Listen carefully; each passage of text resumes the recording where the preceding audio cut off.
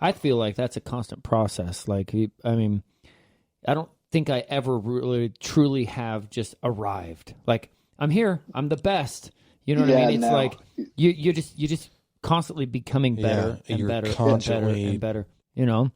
Yes, there's growth every day. Yeah. Every day. If you're not growing, then you ain't flowing. So that's right. There's growth every day. Every single day you should be trying to be better than yesterday's you. I mean, if you and your spouse had an argument and you said something stupid, try not to do it the next day or the next time. Yeah. Or, I mean, if you and your parents got an argument. You can't change it. Yeah, that never happens. I've never argued with my spouse. Yeah. We have 6 kids. We've never argued ever. Oh, yeah. Yeah, I mean, no relationship's perfect. It's going to take time, understanding, communication first and foremost. I can honestly say I'm like 90% better than I was when we first got married. You know, like that's a big percentage. Yeah. Oh, it is. Yeah, you know, I wouldn't say 100% better yet, but like, you know what I mean. We've progressed a ton, and that's the thing with every relationship. It doesn't have to be a spousal relationship. Yeah. You know, be a relationship with your friend, your brother, your sister, your parents. You know, whatever. Exactly. It should be growing relationship, not even just relationships, like you said, with your spouse, with your mom and dad, with your friends, with your family, with your coworker, anybody you encounter. I mean, you go to a drive-thru and get a coffee. Try to change that person's outlook or perspective. Yeah. So that's my ultimate goal. Anywhere I go, I want to leave my mark somewhere.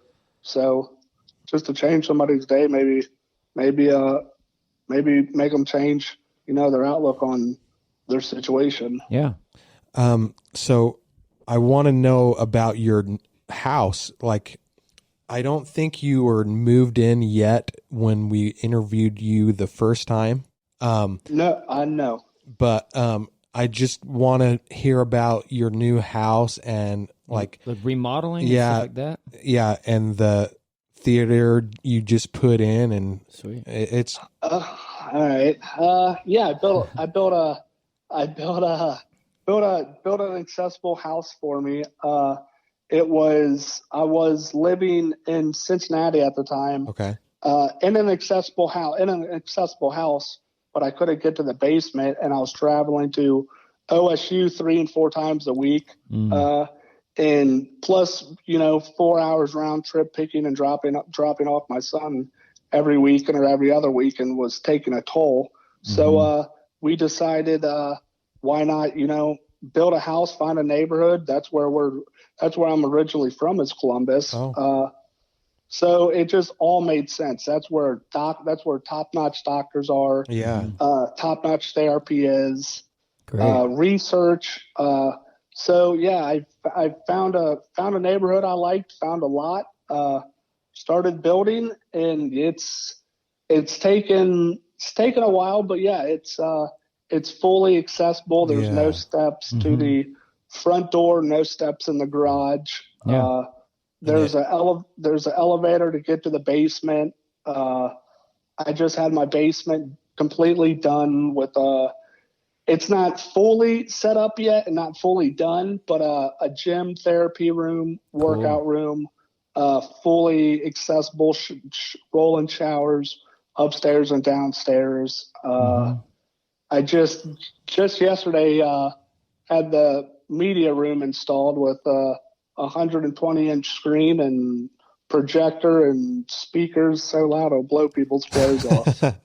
So yeah, I don't think you could ever get loud enough speakers. So yeah, it was a blessing, honestly. It's been a long journey to get to the house, and I mean, luckily I was fortunate enough I was able to do it. So it's been a journey, but I'm here and I'm excited to see where it's going to take me. Well, it looks like you have some really cool neighbors and stuff like that. And I seen you had a neighbor that's a chef. Yes. Oh, that's cool. That's so awesome, man. Yes. It was. It was. Yeah, I moved in and his sister's a OBGYN at Ohio State, and me and him just clicked. And he said he was a chef. He's traveled the world, and he was like, you know what? I'm gonna be your personal chef, bro. And I was like, awesome. I was like, dude, I just met you. Like, okay, but it got to a point like I heard him when I'm laying in bed at like 8 a.m. He would just walk in the house and we'll come back in my room. I'm half naked. He's like, "What's up, bro? What do you want to eat?" I'm like, whatever you want to make, Nash. So yeah, it was me and him definitely became very close and good friends. Unfortunately, he had to go back to his country because I think his visa or something. Okay. Oh, that but sucks.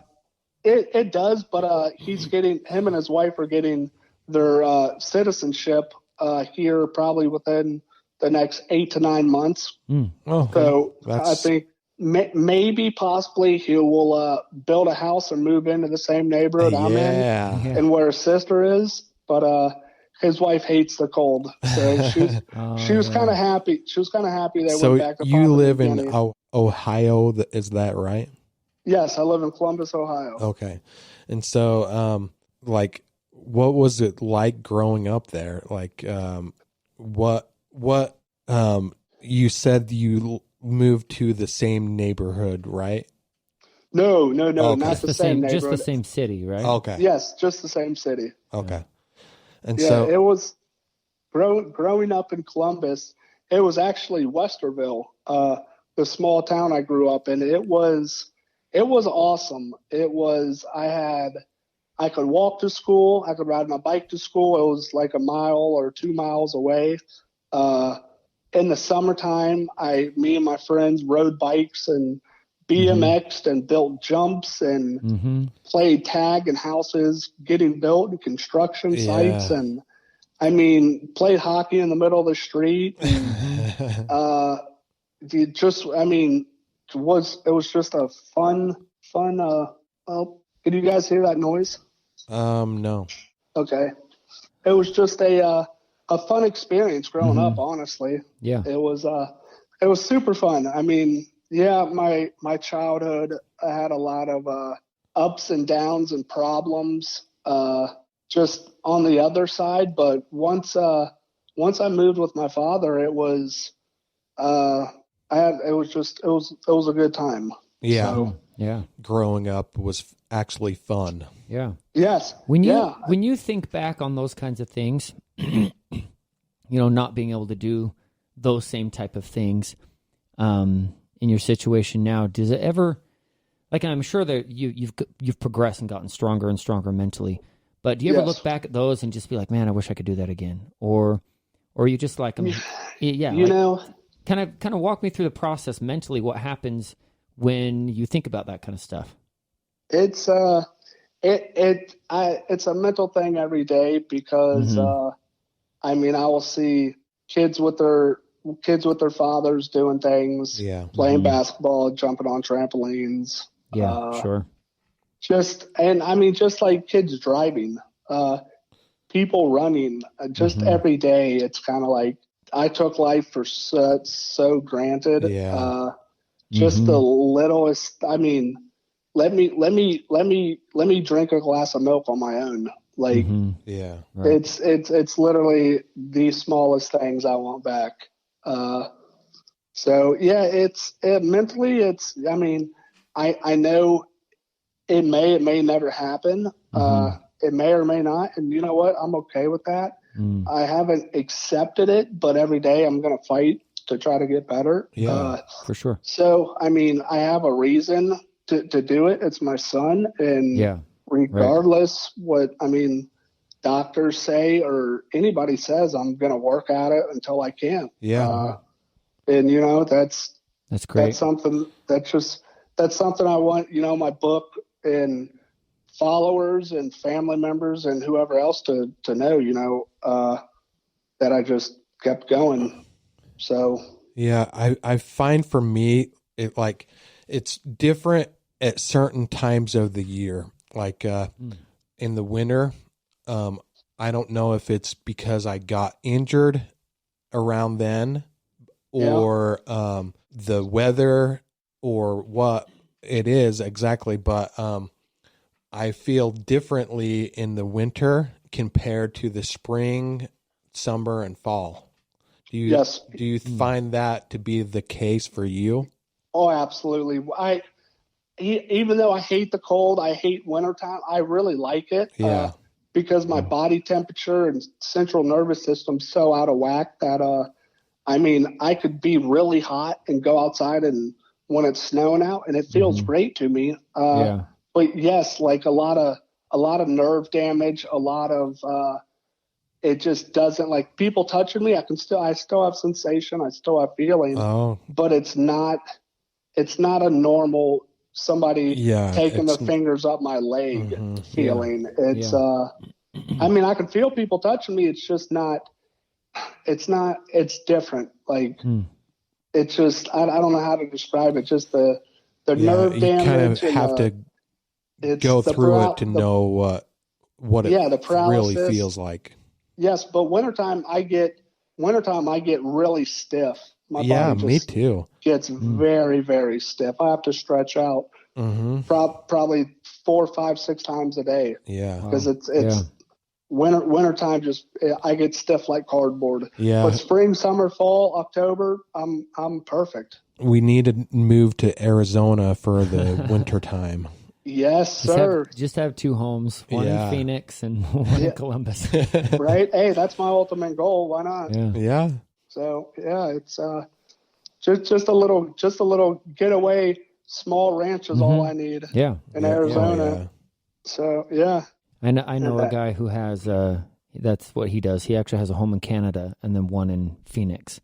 So like he switches off. He's like, I don't really spend a lot of time in Canada during the winter. Oh yeah. He's like, I spend my winters in Phoenix and then summers up in Canada. So that's the dream, huh? Yeah. Yeah, that's how my neighbors four doors down did. They bought a place in Florida and they've been in Florida the past like 4 months. Yeah, a lot closer to you. Yeah, for sure.